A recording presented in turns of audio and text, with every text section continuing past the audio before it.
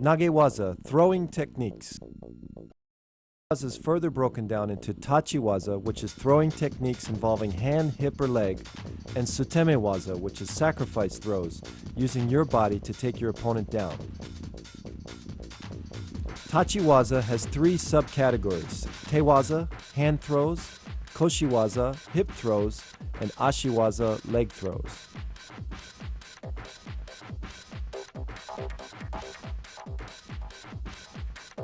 Taotoshi, side body drop.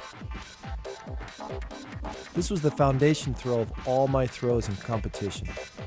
The key to Taotoshi is keeping your wrists relaxed and flexible, so when you snap them up, your opponent comes off balance. Try not to worry about where your feet are placed. Just worry about pulling your opponent off balance and turning as fast as you can. Again, let's look at the footwork. My left foot goes across his ankle and I pull my opponent over my foot. Again, as I set my opponent up, it's important to snap my wrists in order to create that kazushi, or off balancing. Then I follow through. Remember, the key to throwing for ippon, or full point, is to use your whole body, not just your arms or legs, but your whole body committed 100%.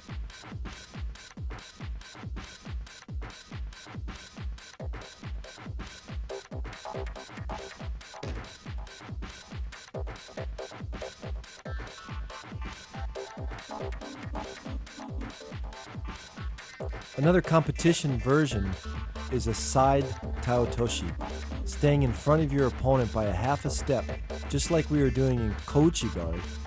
This time I'm just going to step across and throw him with taotoshi. It's a very quick and effective throw. The key to making this successful is setting your opponent up and staying that half a step in front of him. The timing is on the second step is when you should attack. Just think about your legs stepping across and keeping the throw nice and tight and quick. A common problem in taotoshi is your opponent holding you out and not letting your left hand or your lapel hand come in. So one way around this is to come in with one hand. I often did this in competition against a right-sided opponent. Watch as I come in, I bring my left hand across and just leave it in the elbow joint of my opponent's left arm. Keep the pulling hand very tight, and the quickness of the body turn will complete the throw. Ippon seonage, shoulder throw. Another classic move in judo. This throw you can see in many Olympic and international competitions. Let's break it down.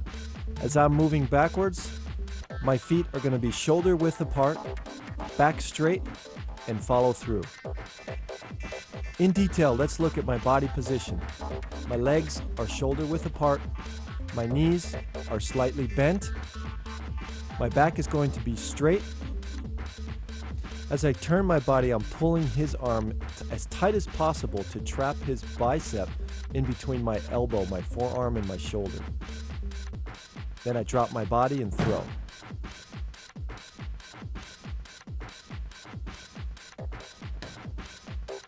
Again, my shoulder should be about the same height as his shoulder. I don't want to drop too low, otherwise his arm's going to come across my neck. In slow motion, I come in, turn, and throw. Let's look at it from a moving angle, the timing of it. As he steps forward, my body is twisting and turning into position.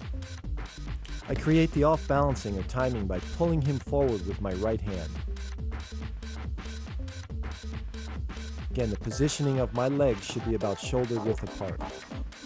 My left hand also is pulling forward to off-balance him. Let's look at it from a different angle. Notice how I pull him as tight as possible and then turn. There should not be any space in between my shoulder and his chest.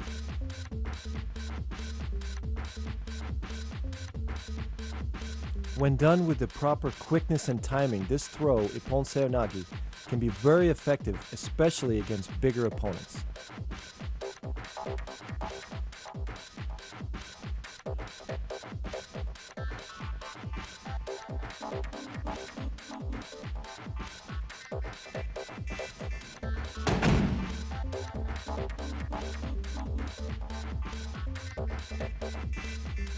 Morote seonage, shoulder throw.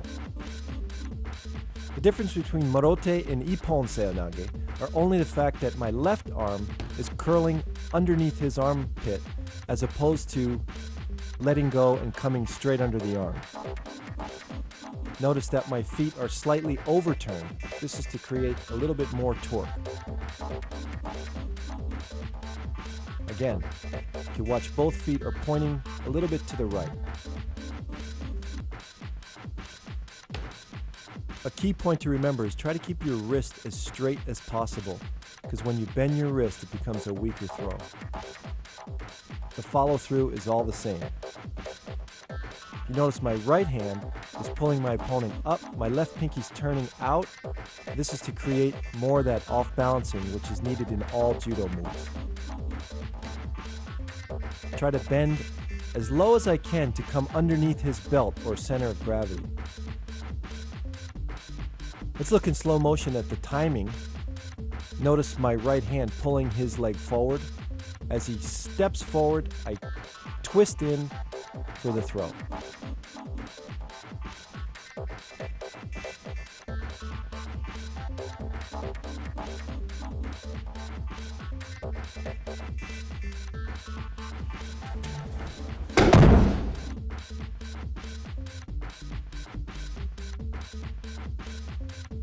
Katagaruma, shoulder wheel.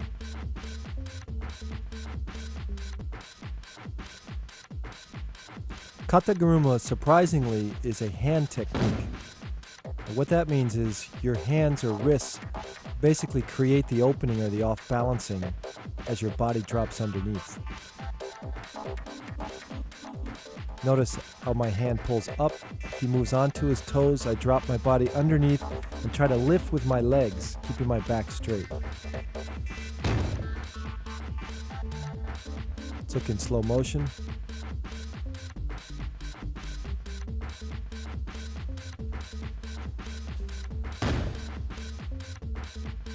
Looks from the top.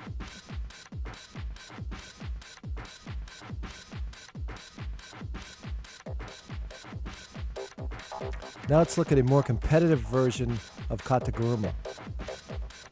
I simply duck under his far arm, lifting him onto my shoulders and throwing him back into the rear.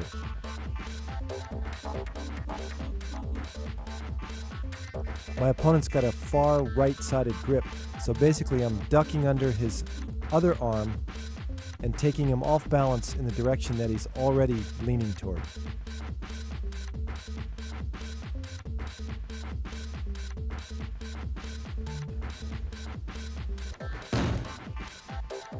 This takes a strong back, but again, you're lifting with your legs and not with your back.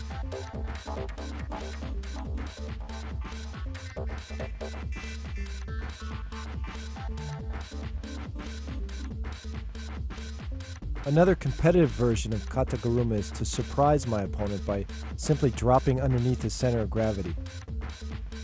As I follow through, I extend my arm and come into the pin.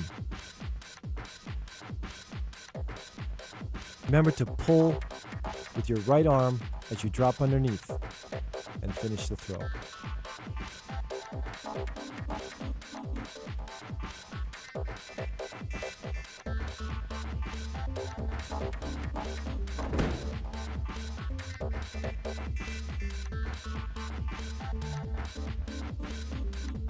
Uki otoshi, floating drop.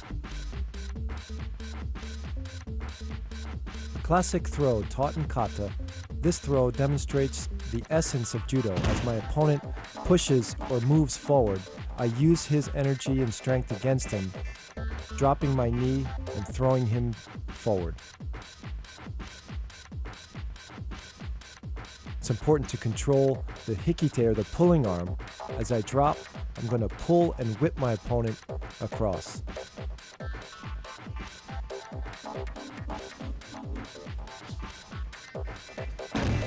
Again, as he steps, is the correct timing to drop my knee down and whip him across.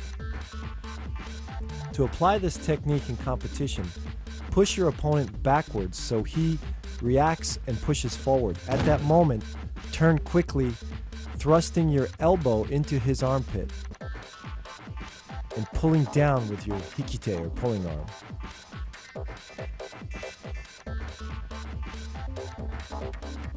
This timing, involving all your body, your legs, and your arms, creates that whipping motion.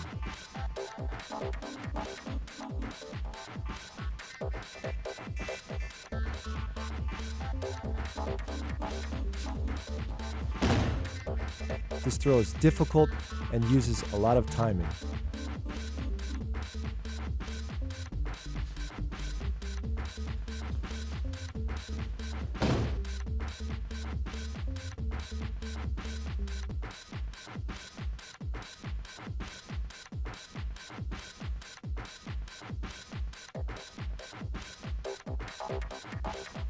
Tsukuenage, scooping throw. This is often used as a counter to uchimata in competition. As the person enters, block first, and then with your knees bent and your back straight, pick him straight up and straight down. It's important to control him with your left hand on his lapel. As you block him and pick him up, my left hand is controlling and then pulling down at the last second.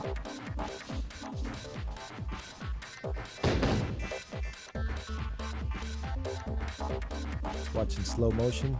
Block, pick up, step, and finish.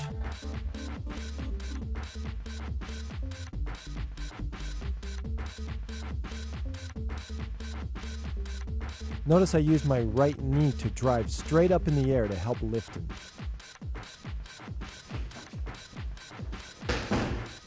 It's important to lift with your legs and not with your back.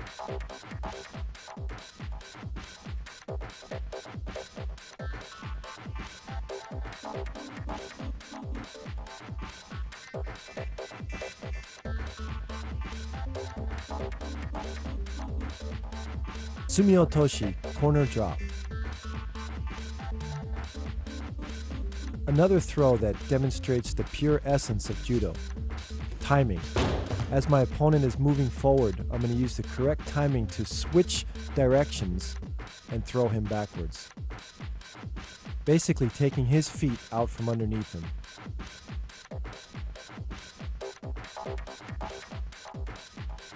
This is all done with control of the upper body and my wrists. Keep my wrists flexible enough to use it as a whipping motion to change his direction. I'm also planting my feet deep into the mat and pushing back at the right time. This throw is an important teaching tool to show the fundamentals of how judo really works. Morote gari, leg scoop. In this technique, I surprise my opponent by dropping my body below his center of gravity and scooping up his legs. Notice how I stand upright, and as he approaches me, at the last second, I drop with my back straight, my knees bent, and drive straight forward. Try to grab just behind the knees. By grabbing here, you'll off-balance your opponent and simply scoop him forward.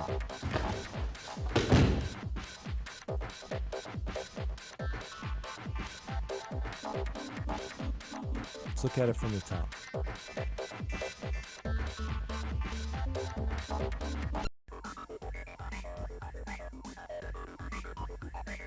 Ogoshi, hip throw.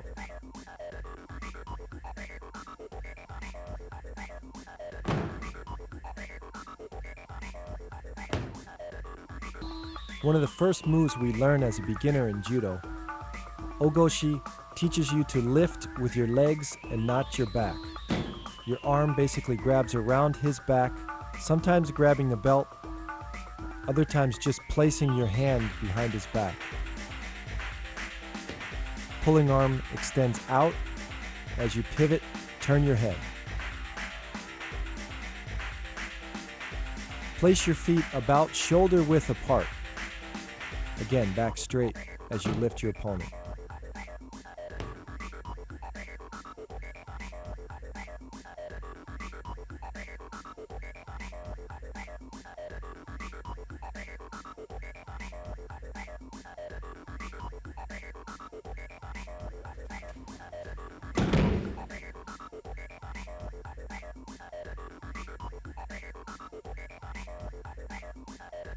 Ukigoshi, floating hip throw. This is one of the foundation throws of judo. When I was training in Japan, the high school kids used to train an hour on this throw each day. Let's look at the hip placement. Notice my body is to the right side of his body. I'm not directly in front of him. My right hand is pulling him off balance as I turn in and create the throw. My left hand is placed about the middle of his back.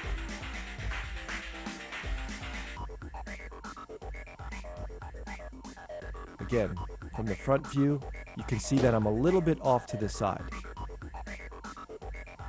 This creates a whipping effect.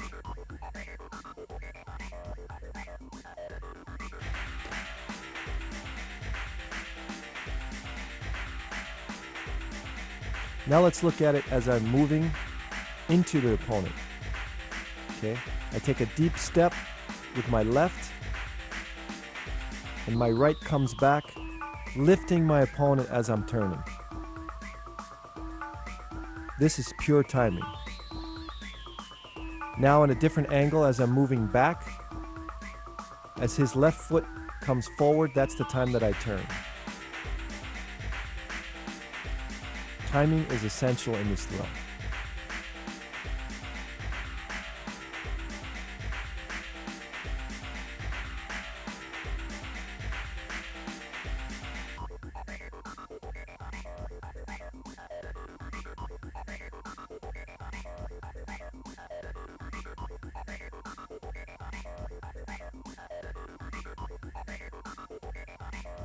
Tsurikomi goshi, lifting hip throw.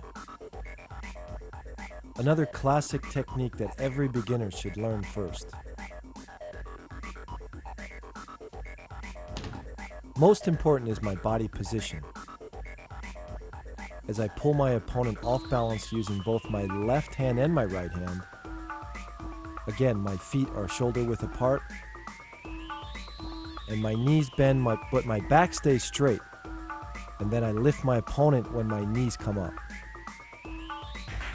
The left lapel does all the controlling. Okay, look at my left hand, the way I lift it up. When I lift my left hand up, he comes to his toes. That creates kazushi, or off balancing. Again, the left hand positioning, or the left elbow positioning, is against his chest.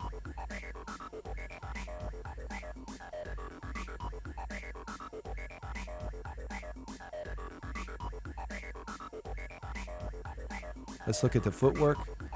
As I pull him forward, he steps forward, and then I turn.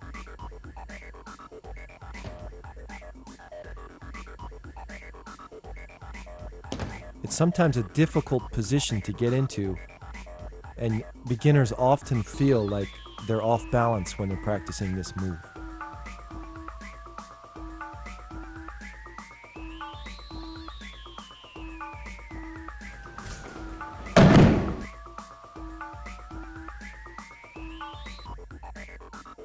Haraigoshi, sweeping hip throw. This throw is often used by tall fighters because their legs are long and they're able to sweep out their opponent's legs at ease. The timing is similar to like a koshiguruma or any other hip throw. When your opponent steps forward, you turn and kick out your left leg which sweeps out your opponent's legs. Again, the key to all hip throws are really in the off-balancing or the pulling. My right hand is pulling my opponent off balance, and the sweeping leg does nothing more than just follow through for the throw. It's important not to emphasize sweeping your opponent's legs out, but put more emphasis on off-balancing your opponent, letting your leg just be a guide.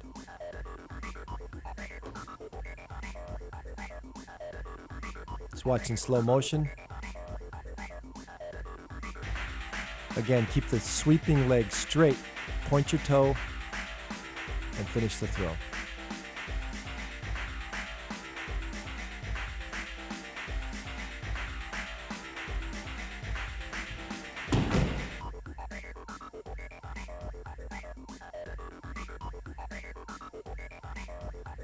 Hanegoshi, spring hip throw.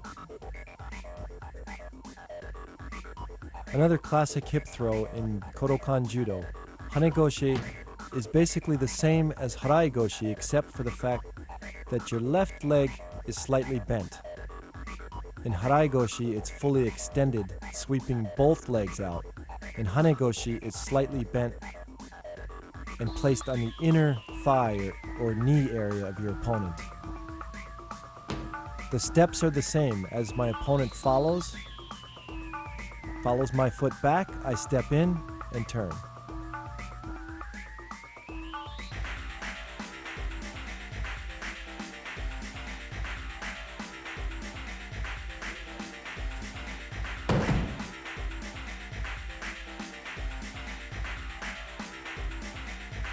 Utsurigoshi, changing hip throw. This is a classic counter in judo, where basically I'm replacing his hip with my hip. As he comes in, I check or block, lift him straight up in the air, and throw my hip in for like an ogoshi.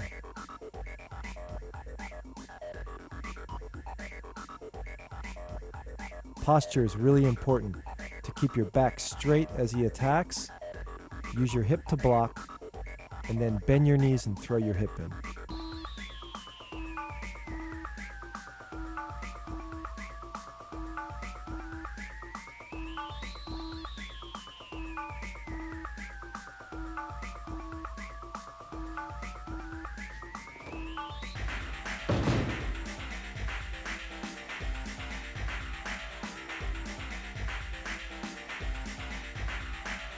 My pulling hand is very important also to control his body. As I block, I keep him tight, close into me, and as I finish the throw, I pull with my right hand. Look from the top. Again, keeping my back straight, block, and switch hips. Ushiro goshi, rear hip throw. This is a classic counter against the hip throw, where I check and then basically just take my opponent straight up and straight back. Notice how I block with my hip first, bend my knees, lift with my legs, and take him straight back. This works well against a person who's a little bit taller than you because you're able to get underneath him easier.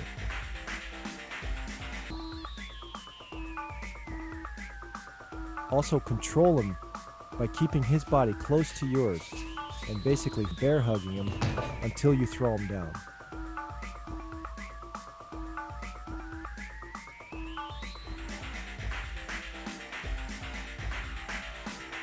Again, keep my back straight. Don't try to anticipate this because when you do that, you're going to bend your back and then you'll get thrown. Let's look at it from the top.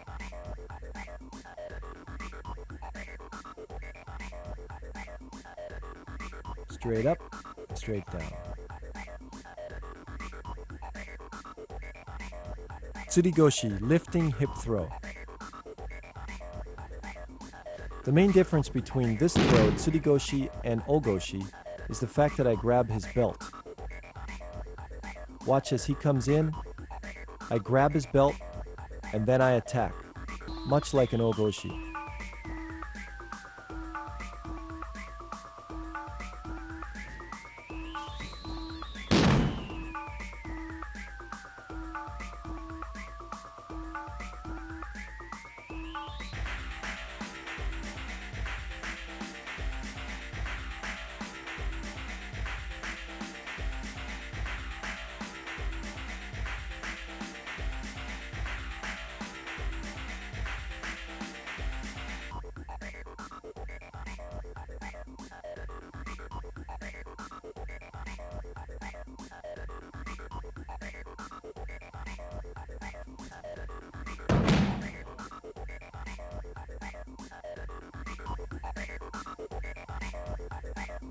Another variation is to pull my opponent down and grab his belt from over his shoulder.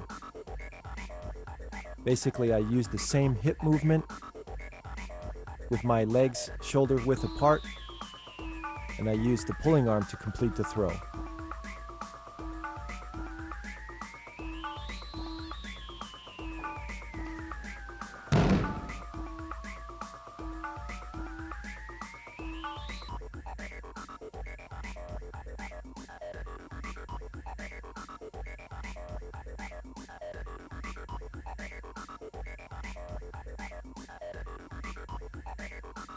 Let's look at it from the overhead.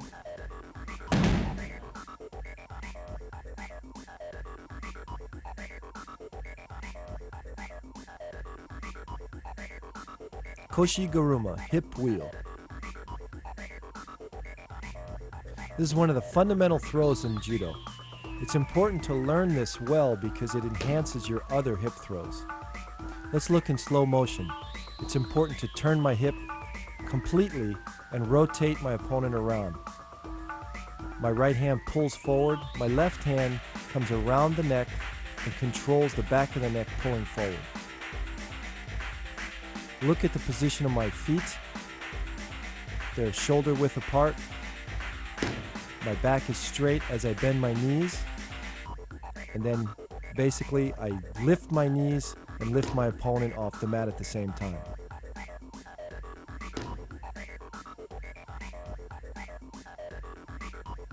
Look in slow motion again. Proper positioning and then explode.